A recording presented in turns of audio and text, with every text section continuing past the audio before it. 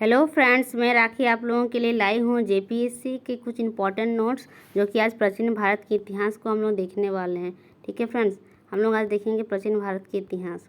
तो प्राचीन भारत के इतिहास में पहला हमारा है झारखंड का साहित्य उल्लेख। तो झारखंड का साहित्य उल्लेख हमको कहाँ मिलता है? अतृत ब्राह्मण में, जिसको पुंड्य पुंड कहा गया। देखिए कैसे याद रखेंगे, पुंड्य पुंड साहित्य है, तो साहित्य का पूरा उल्लेख मिलता है। साहित्य है पूरा यानी पुंड, पुंड या पुंड कहा जाता है। ठीक है, वायु पुराण, वायु पुराण ऐसे कैसे याद रखेंगे? सेकंड है जो वायु पुराण में, तो वायु पुराण में क्या है? जो मुरुंड, तो वायु के बिना हम लोग मर जाते हैं, तो उससे याद रखेंगे मुरुंड।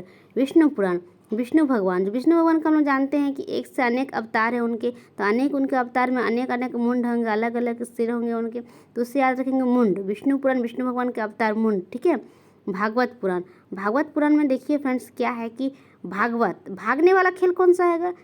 क्रिकेट, तो उससे हम लोग क्या करेंगे? किकट प्रदेश इसका कहा गया, क्रिकेट किकट प्रदेश कहा गया भागवत पुराण में। महाभारत के दिग्विजय पर्व में, तो महाभारत भी एक बहुत बड़ा लिटरेचर, बहुत बड़ा साहित्य है। हमने पहले देखा था, आपको बताया था कि जैसे कि ये साहित्य है जहाँ पे झारखंड का साहित्य पुंड कहा, उस तरह ये महाभारत भी एक साहित्य है। तो ये भी साहित्य है। तो पुंडरिक, भारत क्या है? एक देश है, उससे हम लोग याद हो जाएगा कोई देश आएगा इस नाम में, तो पुंडरिक देश। तो महाभारत के दिग्विजय पर्व में क्या कहा गया? पुंडरिक देश।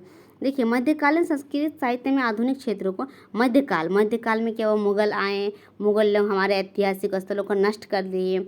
ठीक है, तो इसलिए हम लोग क्या याद रखेंगे? उस टाइम हम लोग ऐतिहासिक नष्ट कर दिए, काले पोत गए, मतलब बहुत सारा हमारे लिए काला समय था, इसलिए ऐसे याद रखेंगे कालीन देश का गया।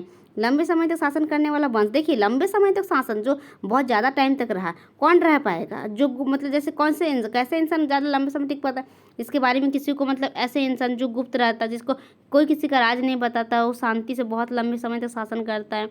ठीक है, तो गुप्त वंश याद रखेंगे, गुप्त वंश, क्योंकि उसके राज कोई नहीं जानता, इसलिए वो गुप्त था, इसलिए ज़्यादा टाइम तक शासन के। संसाक, देखिए जिसपे किसी को कोई शक नहीं होगा ना, संसाक, ऐसे इंसान ज़्यादा टाइम तक शासन करता है। तांबे की कुल्हाड़ी, देखिए फ्रेंड मैं याद कराऊंगी आपको कि तांबे की टांगियों के नमूने कहाँ कहाँ मिला? रांची, पलामू, मानभूम। देखिए तांबा क्या है? एक धातु, धातु से हम लोग कुछ भी चीज़ बना सकते हैं, रच सकते हैं। तो रांची, रांची का रच याद रखिएगा, रच। पलामू, पल, तो कोई चीज़ रचने के लिए आपको क्या चाहिए? कुछ पल चाहिए, कुछ समय चाहिए, पल।